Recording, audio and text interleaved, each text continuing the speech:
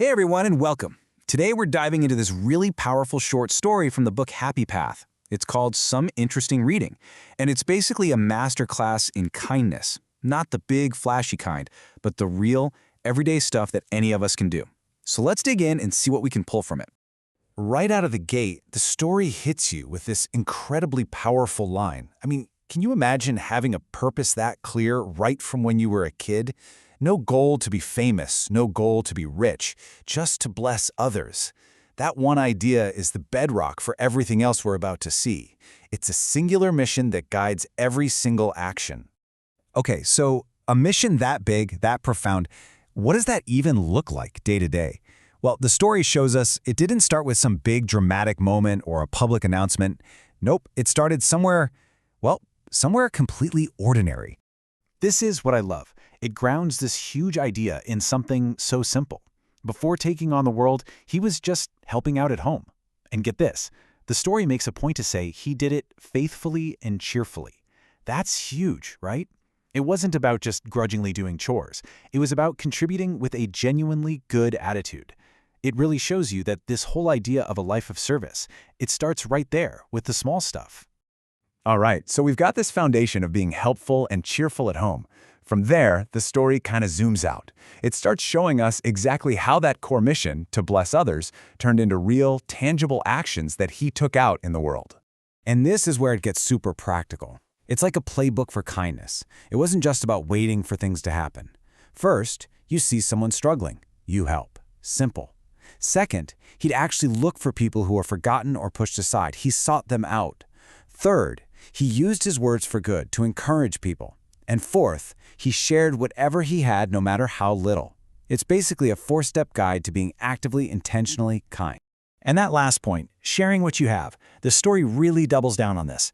This wasn't about giving away extra stuff you don't need. The text is clear, he had very little, so his giving was a true sacrifice. We're talking about literally giving away his own food to someone he thought needed it more. It just goes to show, kindness isn't about what's in your wallet, it's about what's in your heart. You know, this next part is such a cool detail. The story points out it wasn't just what he did, it was how he did it. It says he had this special tact, that skill of knowing the right thing to say or do so you don't make a situation worse. It even contrasts this with his brothers, who apparently spoke harshly. It's such a great reminder that how you help matters just as much as the help itself. You want to lift people up, not make them feel embarrassed. And this is the result of all that. This is the so what. Why did his message stick with people so much? Simple. His actions spoke louder than his words ever could. The story says his teachings were riveted in the memory. People couldn't forget them because they saw the genuine kindness behind them. His actions and his words were one and the same. Okay, so the story sets up this amazing example, and then it turns the camera right back on us. It takes this lesson and applies it directly to today, especially to young people. It's basically holding up a mirror and asking, all right, what about you? And here's a really important warning it gives.